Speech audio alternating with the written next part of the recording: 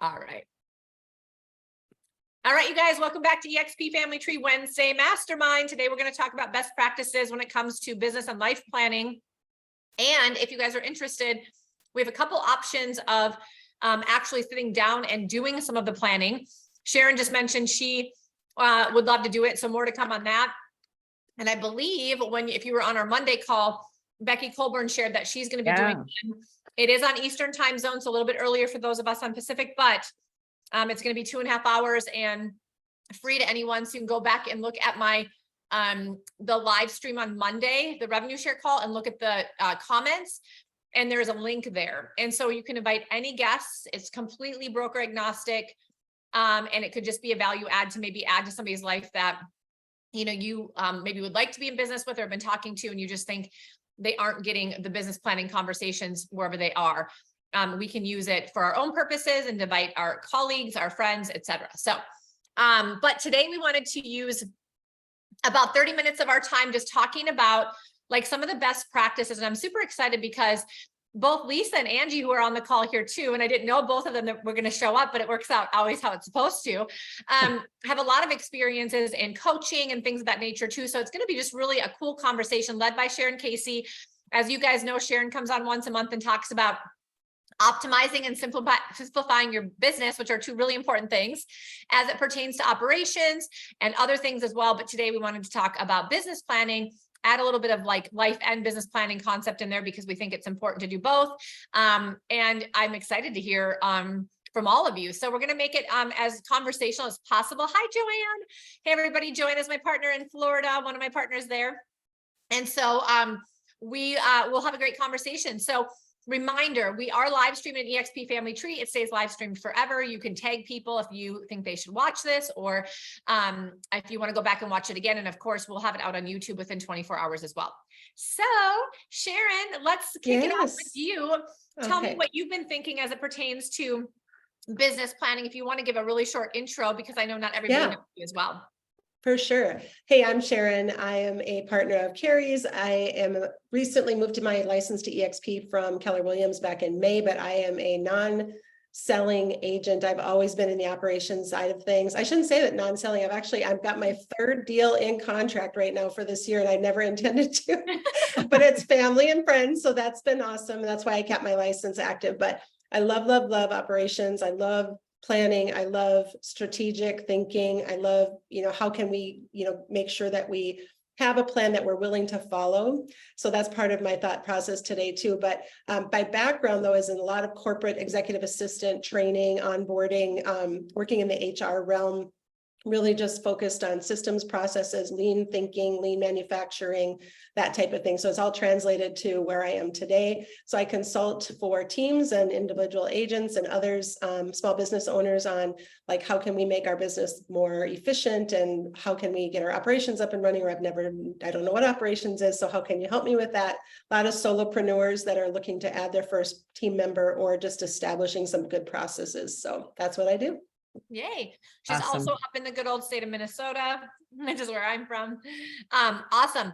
So what are some of your initial thoughts having helped a lot of team leaders as well as solo real estate agents and other business owners, and even going back to your corporate life, what are some of the top tips that you would give to kind of start up the conversation and then, just kind of make it a free flowing conversation? Yeah, I think the biggest thing, my takeaways and how I approach it now versus how I approached it then is a little different. And it's always going to be focused on like, what am I actually going to do? Or what are the activities I'm going to implement to make a change? Will I have the discipline to establish a habit to make this happen? So it's like being real with yourself. And so, I love planning, and I approach planning like the first day of school. I get my fresh notebook, a pen, it's just invigorating to me. But I think we all have to have a mindset around like, what didn't work when we planned last year? And so what I always want us to start with is just a quick glance in the rearview mirror, not a long gaze, because we do have to reflect on what did we talk about, what did we do, what did we think we were going to do. Like, I remember working with a team, the event of planning itself was the thing. Like, oh, we're going to go off site and we're going to do this thing and have great food and make this plan. And then stuff it in a box and never look at it again, but we had a great time, So this is more of like, how can we figure out a way, knowing ourselves and knowing how we operate, to create a plan, as simple a plan that you're willing to follow, that you're going to commit to, but also know you don't have to make a 12-month plan. Like, part of this process is to know what your big goals are, but really focus on what's next week going to look like, what's next month going to look like, what's the next quarter going to look like. Get yourself in a mindset of, this is not something I'm good at. And if you are, great, but if you're not, it's like, don't try, it's like, I remember Ben Kinney said, I'm gonna lose 50 pounds, but tomorrow I'm going to focus on losing 1. That's And right. so, I think that's the mindset, is like, how can we establish a plan framework that you're going to then follow with some assistance, and then really find out what resonates with you. I love that. Yeah. I made So some definitely, notes. yeah. And definitely looking back is important, because, and again, I'd say, let's give yourself 30 minutes and just go, Yeah. okay, here I thought I was going to do 20 open houses, and I was going to be the, the integrator of the networking group and all the things. And I didn't do any of that. Well, why did that happen? Why? Well, you don't really want to do open house. You don't, and will you do them next year? Nope. So don't even put them on your list. Right. Yeah. So just How be effective real. were they? Right. Yeah, exactly. And so I think it's really like having that moment with yourself to say, how am I feeling? What things went well? What did I plan for and didn't commit to? What do I consistently do really well? Like, what can I, people talk about improving your weaknesses. I'm always about enhancing your strengths. What did you do really well? What are you really good at? What do you feel confident in? And let's focus in on those things. Yeah, But- I'm a big proponent of that. I think we always try to lift up our weakest points, and we're only going to be so good on in our weakest areas. We're not going to become the best of the best in the areas that we're not naturally inclined. And Yeah. So we we're hire really somebody. hard. Yes. But we're There you working go. really hard to be mediocre, honestly, Right. at something that we think we should do. When in fact, if we lean into our strengths, we could be the best of the best in that area. That's Yeah. actual reality. And yes, leverage out the things that we're not good at. So, but one of the things I like is that what you said is, what was I not committed to? So it's not really about not achieving the goal, or like not, honestly, what it tells you, the feedback, like Angie said, you have to get feedback. The feedback from looking in the past and going, oh, I had these 5 things down on my goals, and I did one of them. Actually, what the feedback in that moment is that you were not committed to 4 of those things. That's it. There's nothing else. The only thing between you and achieving a goal is that you just weren't committed to it.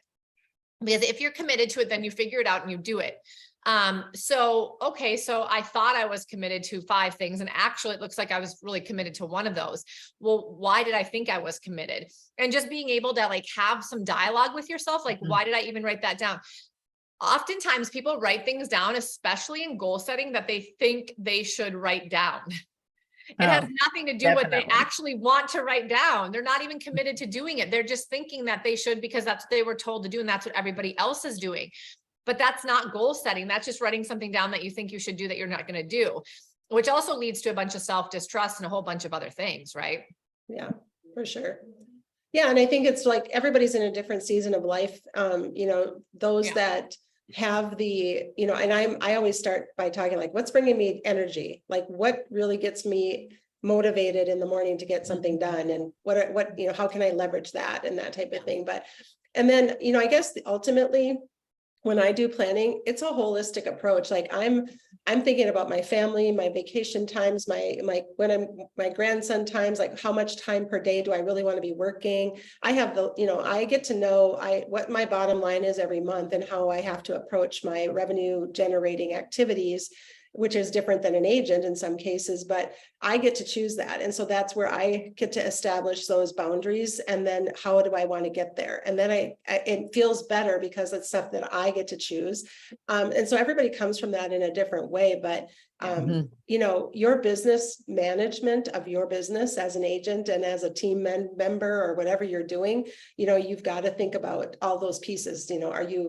Do you have a good financial plan? Do you have a good risk assessment of what's going on in the market? Do you have a good operations plan? Like, if you know that these things are being dealt with and you've at least addressed them and you're prepared to deal with them, I think then you can get a little bit further in your plan to know what you really can accomplish in the time frame.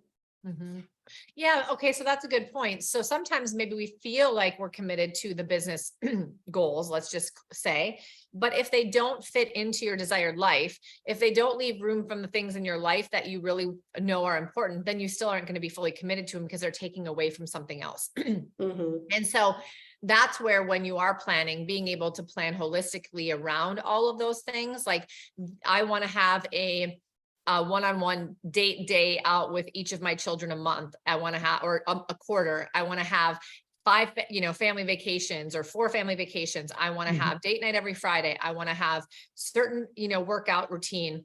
I want to, have volunteer at this place. Okay. So all of those things, how do they translate to your calendar?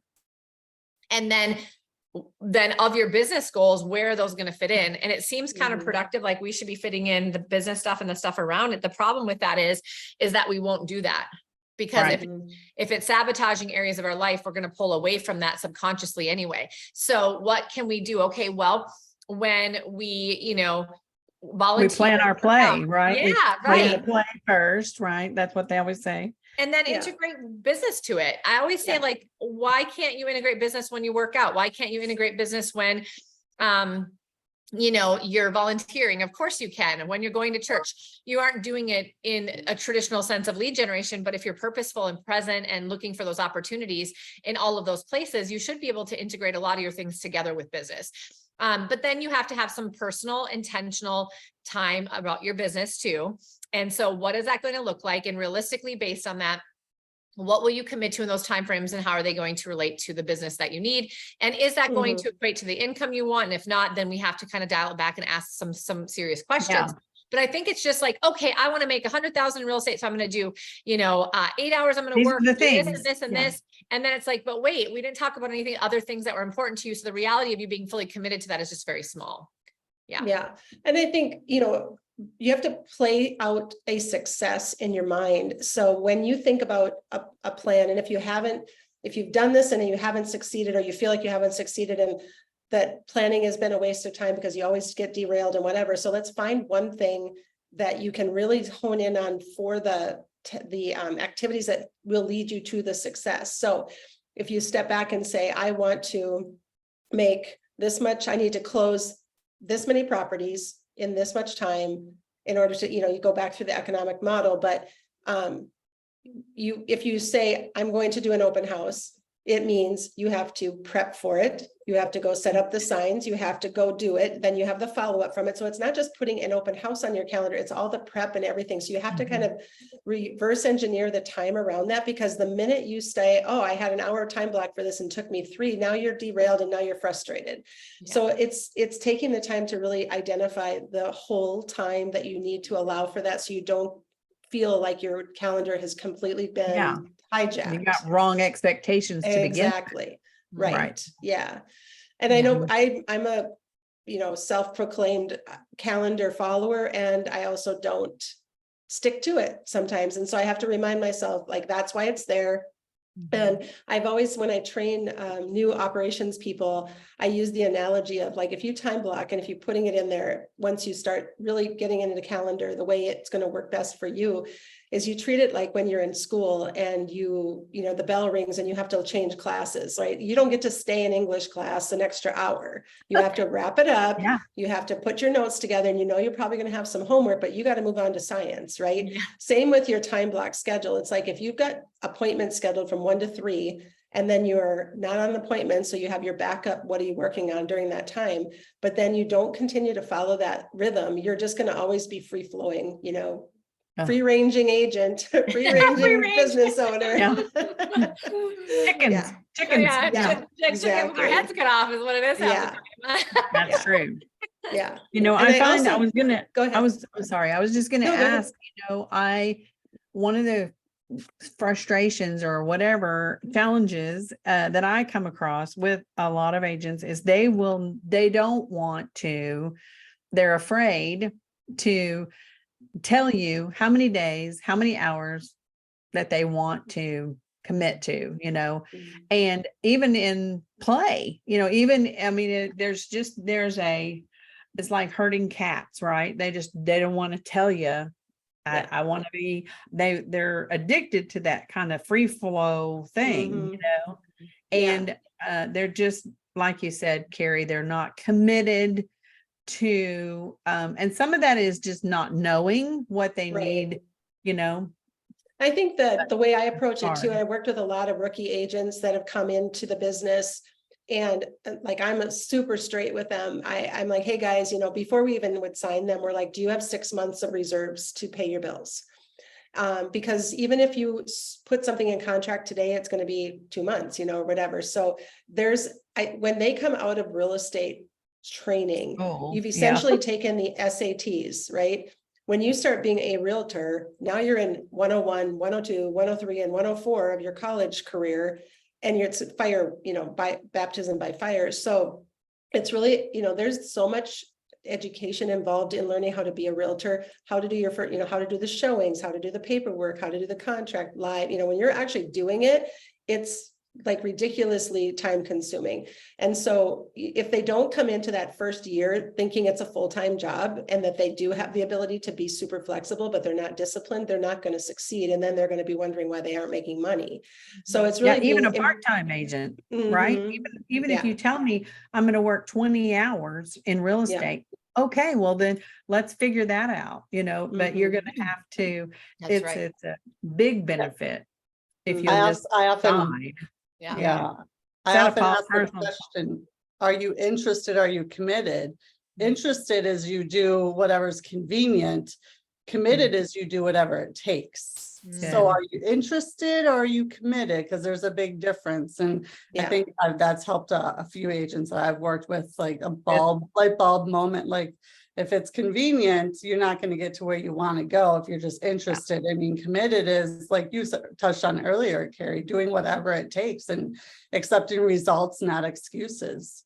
and that going back to your personal assessment, starting with that, like you said, just reflecting for a little bit will help you figure out where those gaps are, right? And what I need to maybe think differently about or commit to. Yeah. And it's there are very few of us that want accountability, and there's all of us that need it. And so we, whether it's a little or a lot, or you get motivated to get things done because you have my husband or my grandson is expecting me to do something. And if I don't make it to that event, it's because I didn't keep my promise, right, to do what I needed to do. So it's really maturity in the business. And as people work through this planning process, it's really like being honest with yourself about, okay, this is new, I'm going to try it, and I really need to just have a small plan that I can win at maybe the first month, and really do like a 30-day challenge with yourself to say, okay, I'm going to really stick to this calendar, I'm going to really stick to this plan, and my goal by the end of the month is X. And if that works, then let's move on to the quarter and see how we can expand. But I think the biggest thing people come out of business planning with is a lot of energy, a lot of excitement, a lot futuristic thinking, things are going to be whatever. And then there's no review of what they just decided they were going to do. So they're not coming back to that saying, okay, how did this go? So, yeah, I think it's keeping it simple. For me, the business planning process is don't do more than 2 or 3 things. Know what is your bottom line? Like, what are you trying to accomplish by making the plan? So if you're an individual agent or an individual business owner, your team is your family, your partner, your spouse, whoever else is involved, and you got to get on the same page about, this is what my work is going to look like this next month, quarter, year. This is what I need to do. This is where I need to be. This is the time I need to invest, and this is the money I intend to make. And then they become your accountability partner within teams. And I think I've worked with very large teams and small teams too. When you have the team leader and you have maybe a director of sales or a director of operations that's assisting with that accountability, it makes it a lot easier, because then you have, key performance indicators, and you have, the business health and what's going on with that. And so as a team, when you're doing your plan, I've never been a fan of, here's my goals, here's their goals, here's that, we consolidate them, that's the plan. It's like, what are the overarching goals, and then how do we each contribute to achieving that goal? And we all have a role. So from the mega agent to the operations to the VA, everybody's got a job to do to get to the goal. Any Yeah, other so the comments or team thoughts? leader Mhm. is, so the team leader is setting that vision and the Mhm. goal, and then the parts, if you will, are pulling their pieces together to make that all Mhm. one. Yeah, Yeah. that makes a lot more sense than what do you want to do? Mhm. What do you want to do? And hopefully I'll get there, you know? Yeah. Well, Well, and I it's even tell also team having, leaders, if you don't get there, you need to bring more people on. Because at right. the end of the day, somebody's not going to take your goal and just own it because it's not there. So if Mhm. they only want to do 5 million, you can't make them do 10 or make them want to Right. do 10. So let's get all your goals. And then it adds up to 30 million. I really wanted to do 50 million. Then either I need to do 20 or I need to go bring some people on that are going to do Right. 20. And That's now right. you as a leader are in control, but you're not trying to force your goals on somebody else because it just never works. Right. Mhm. We got to figure out though, as the team leader, you got to figure out what's the next step for that, you know? Yeah. You can't force it, right? You just have to figure Mhm. out Right. where are we going to go hire that. That's right. So, and for you guys that are on the call, and if you've done planning and you're great, you do it regularly and you have a plan and you're following on it, and every year you're doing a new plan. What would you say out of like the main functional areas has been the area where you've had the least amount of like oversight or commitment to, because you rely on somebody else, or you just don't deal with it because you don't have a team that can deal with it? So what I'm thinking of is like, you have sales, you have operations, you have marketing, you have people oversight, you have financial, whatever. What areas do you think are the ones that get overlooked the most? Well, I know for me, back in the day when I was on a team and setting all of the goals and whatnot, it was the mindset and it was the disciplines. I would go fly off. I was from Keller Williams as well. They purposely do an event every quarter to keep people fired up and engaged. And I would come back. I remember just feeling like I was ready to take on the world, and I'm going to get it this time. This is it. And then a week later, I was back to sitting in the same chair, very unmotivated, because nothing changes if nothing changes. And I think it part has to do with not setting the right goals, maybe taking someone else's goal that's not actually yours. And also building the right disciplines and the right behaviors. And again, being committed, not interested. And it takes a lot of work and accountability, and just having that goal big enough that inspires you every day, and you don't know how you're going to get there. Because if you know how to get there, it's not big enough.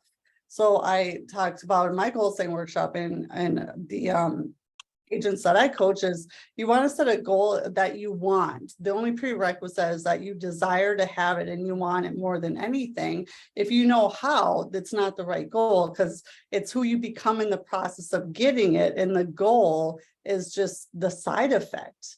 The Right. beauty and the gift is in who you become. So I just never really understood that until I hired my first coach and mentor and figured that out. And then once you start changing that perception and looking at it a different way, and the disciplines that you need to go working, instead of working up to your goal, is coming from your goal and making decisions from your goal and feeling it as if it's an hour after you've actually achieved your goal, and connecting to that energy.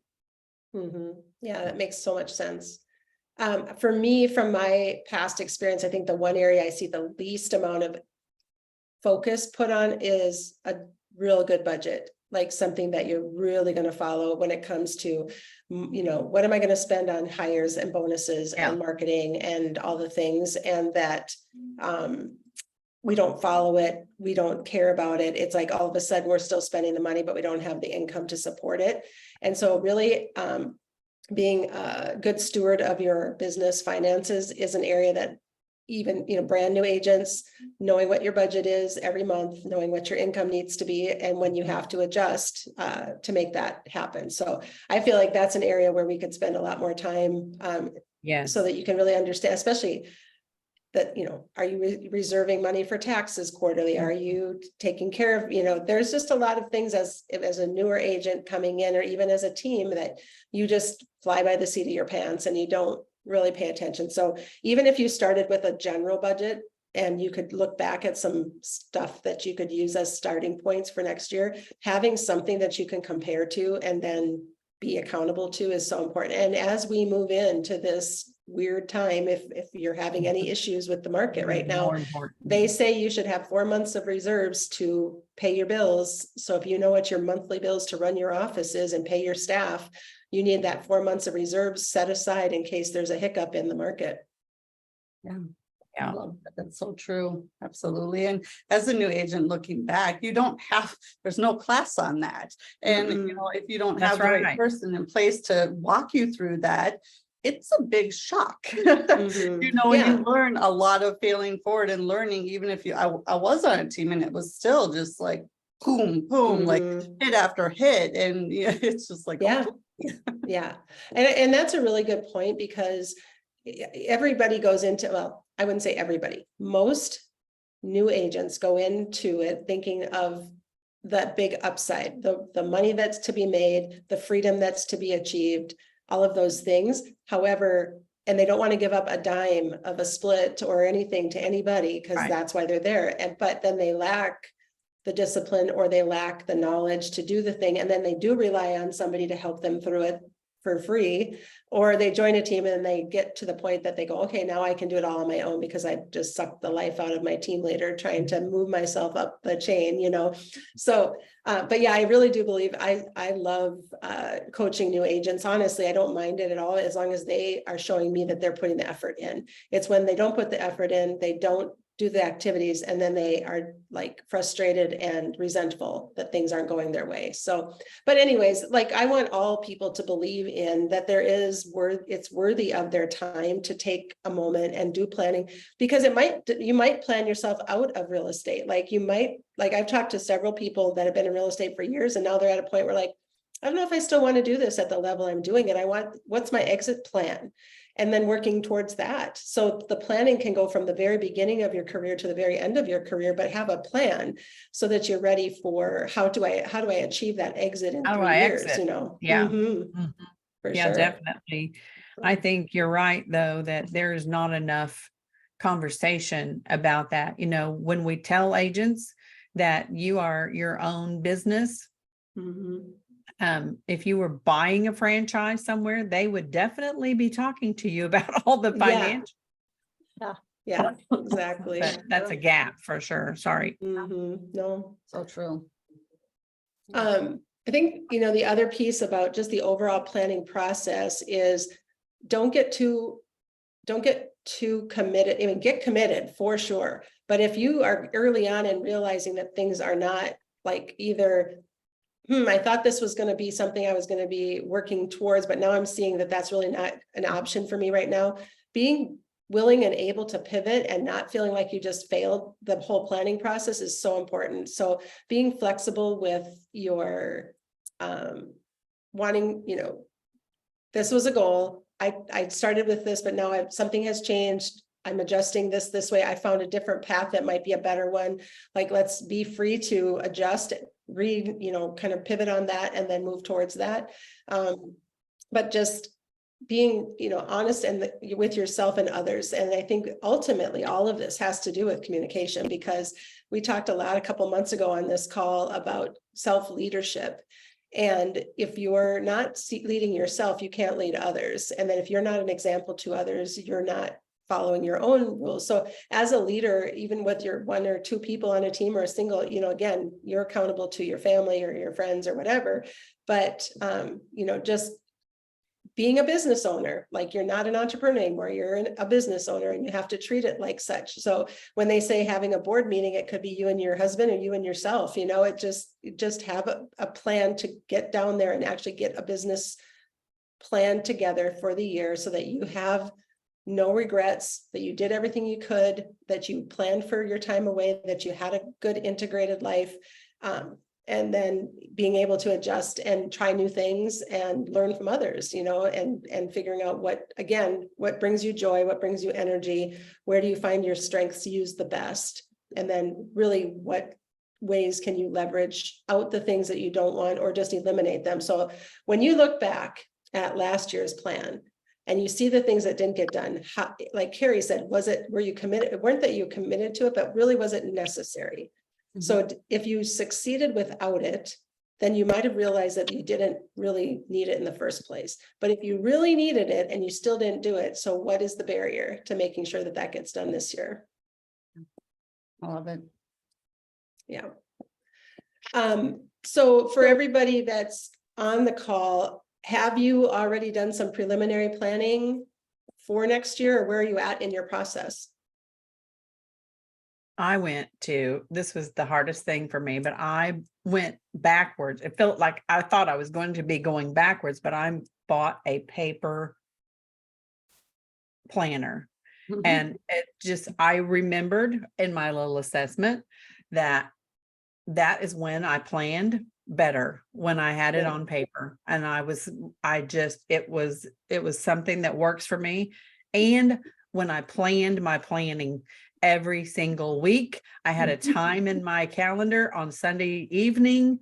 That's when it works for me. It doesn't always work for everybody, but when I had that in place, my Sunday evening time was off limits to everything. And then I just started thinking differently when I would use that weekly thing, that's Mhm. for me. But I hate to hop off, guys, but I have to go pick up a great job. So Okay, well, thank you so but- much for all your contributions. that's sure. Y'all have a great one. Thanks, you too. Bye. Yeah, I'm a paper girl too, and a Post-it note girl. And I'm also in the morning, I start off my day with my coffee and my computer, and I get my schedule time blocked for the day and try to adjust. But I'm not into my own personal planning quite yet. I've been traveling and I haven't really had the time to focus on that, but I do want, my husband and I have a really good plan for our pre-retirement. We're working through that right now. And so we're excited for that coming up and getting our next steps put together. But I would love to That's and a be. good point. If you're married or have a significant Mhm. other, or maybe even just with your children, if you're a single parent, like having them get involved in some of the planning. My husband and I do that every year at the end of the year, and kind of just plan through to support each other in our own personal goals, understand them, make sure that we can find ways that they're going to be synergistic, because even though we're married, we have our own individual, personal goals for our health or our spirituality or whatever. But how do we bring those together, support each other?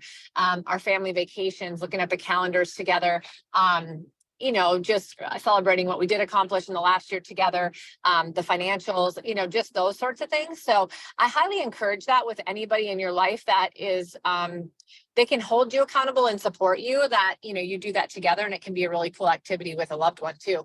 And then you can do your business planning kind of separate from that, maybe after you do that. So again, you can make sure that you're committing to the things in your business that make sense for your life. Yeah. And my husband is really good at saying, how many clients are you going to have next year? He's invested because thankfully we're living a very good life where he works seasonally and I work, so then he works like May till December, and then I work year round, but I can kind of flex the summer a little bit because he's working. So we know what each of us has to bring in each month. So then when he's not working, he gets a little anxious. He goes, how many clients do you have for the winter and things like that. But I love that conversation because I've had in my life, I've had times where I didn't love talking about money because it wasn't there. Right. So to come through that season and be able to really look at and have good conversations about money, it's really difficult sometimes, but it's also rewarding when you have a plan and that you're on the same page with your team or your business partner or whoever that may be. So yeah. Well, what I have done, guys, is put together a little handout. I'm going to throw it into the workplace group for everybody to have as a result of being on this webinar and for future reference. But again, I'll put it out there if anybody wants to do a little workshop and just kind of walk through it. I'm going to be doing mine soon myself. So I thought I'll open it up to anybody else that wants to join me. But as Cari said, others are doing workshops and definitely encourage you to do that. And then in terms of what type of plan works best for you, if you're not a digital person, don't put a digital plan together, put it on paper, put it on your calendar, put sticky notes up on the wall, whatever it takes. But I just encourage everybody to plan because it's just such a important part of being a business owner.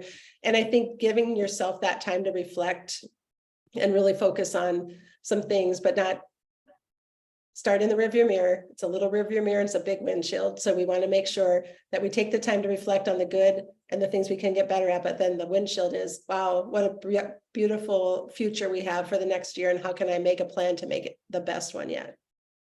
Love it. I So- love it, you guys. If you're interested, comment here or work chat, Sharon, if you would want to do a session with her, and we'll throw something together and then, you know, find something that works for those that want to do it. So please let us know. Any questions from anybody left on the Zoom? Sharon, I don't have a specific question, but I love this conversation, and I'm already thinking about my business plan for next year. And a lot of it is reflecting as I move through this year. So what worked in the beginning of the year? What did I want to add, but haven't done it yet? And then I discovered kind of midway through the year, through that process, what I was missing. And so with Cari, we were talking about how I realized I'm such a visual person, and where I was really struggling, I've been bridging that gap. Sorry, I'm gonna, I've been able to kind of bridge that gap with reflection and learning what I need. And so making things more visual. And then I'm also adding that reflection time into my plan so that I can have the space to improve where I see that I need to give myself permission. I need to say, you know what? It's okay that you're not doing well there. Think about why. It's okay. Mhm. Think about why, so that you can give yourself the space to grow and to see what it is that you need to implement. Yeah, for sure. I mean, and life happens, and we're always thinking about what the worst things are going, oh, the market's going to go down, or someone's ill or something, but let's like think about what good things could happen. A baby comes along, you get married, you have a new grandchild, your husband, you know, there's a promotion, there's, you know, you get to move into your next home. There's a lot of wonderful, beautiful things that could come your way in the course of a year. And those things are going to take some time to get through. And so where is that time built into your life so you don't feel like that stress and that overwhelm and that, you know, I don't have enough hours in the day. Well, it's like you would if you would plan for it. So I remember when my daughter was getting married about 3 years ago now, and I was heavily involved in the planning of it. So I would just mark some time on my calendar every, you know, week, so that I knew that if I had to help her with something, I had that time allotted. So it's really been freeing to become a little bit more obsessed with my time, so that I know that I at the end of the day, I'm not going to be working another 6 hours just to get through all the things I didn't get to during the day. And that's, you know, I'm helping a team right now, and they're amazingly successful, and they're getting, like, I call it manna from heaven when it comes to listings, because they're doing a ton of listings. And it's just like, but every listing takes X, and when you multiply that out by the staff that we have, we're in a shortfall. And so we're really trying to figure out how to best make those systems more efficient to make that work. But every season causes a need for time adjustments, and be willing to and do that in your plan. I love it. Yeah, that's a good point. I mean, good things create roadblocks and chaos, right? It's not always bad things, it's just life. Mhm. And we Yeah. have to plan somewhat for that, and also give our grace through that, and be willing to readjust our schedule and our goals a little bit if we need to. That's the thing that you said earlier, Sharon, that, you know, I used to always tell people when I was coaching with them is, just because you set a goal for this year doesn't mean it has to stay your goal. If something changes in your life or in your business that you are no longer committed to that, and that is no longer your goal, then it needs to be changed, and you have to give yourself permission to do it. And some people just won't do that because they're like, nope, I set that goal, and then it is what it is. But they're not going to hit that goal because it's no longer a goal they're committed to, yet they're unwilling to change it. And that creates a lot of internal, I think, challenges and frustrations too. Even if you know you're not going to do it, it still frustrates you that you did it. If you would take the time and give yourself the grace and just be open to adjust it, because let's just say you did have a baby or something like that happened. And so realistically, I'm not going to do 50 million this year. I don't need to do 50 million in order to survive and thrive in this world. And so, you know, realistically, I'm going to take X amount of time off with the baby. I'm going to do ABC. And so I'd be really, really happy if I hit 30 million. And financially, it's good for our family, et cetera. But most people won't adjust their goals down because they feel like there's something bad about that. Like they should still be able to do 50 million and want to do 50 million, even with a new baby. The reality is though, that that's not true. And they just need to, like you said at the very beginning, Sharon, get real with your goals. And sometimes that means getting real with your goals throughout the year too. Yep. And it's also like real life stuff too. It's like, okay, cut my internet bill, cut my cell phone bill a little bit, don't eat out as often. Like everything has to adjust when you make a decision like that. And again, I agree with you, Cari, it's not a bad decision. It's a decision that you're going to be okay with, and that you have to, support that with activities that get you to that ultimate goal. So if I want to take the month of January off to go to Texas with my husband for a little breather, I have to be prepared to do that. And I have to front load my work so that I can make that happen. Is it important? Yes.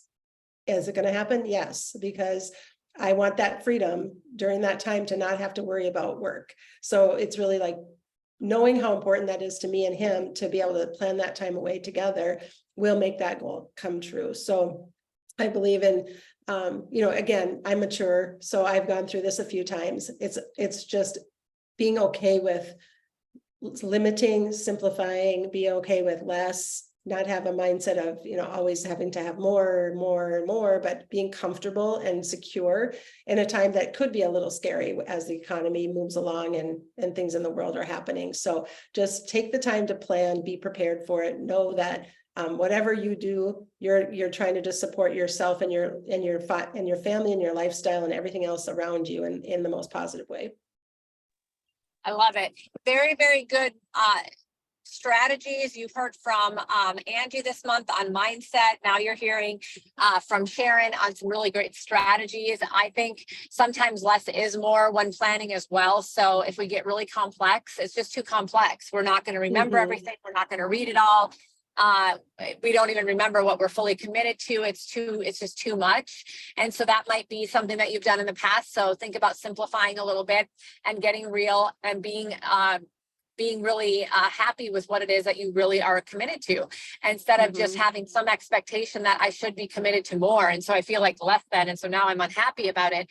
Instead, it should just be, this is what I'm committed to, and I'm happy with myself the way I am today in this season of life and in this, time of my career, et cetera, et cetera. I think a lot of it boils down to we want more for ourselves. Well, we think we should want more for ourselves than we actually want, but the comparison of what everybody else is business planning around or what they're doing or whatever makes us think we should want more. So we say we do, but in reality, we would be okay with what, a certain thing. And I think that is maturity in business and life, but also I think it's honestly just some emotional intelligence, right? Just realizing, no, I'm being driven by other people around me and comparison and my expectations of things that aren't even realistic or that I don't even care about. I need to get more real and centered with myself. And then I just need to focus on me. And it's really powerful when you do that, because ultimately you will succeed and hit the goals that you commit to when you're in that mindset. And the things that it does to you as a human being and your confidence and your self-trust and knowing that you can show up, and also just some peace it gives you.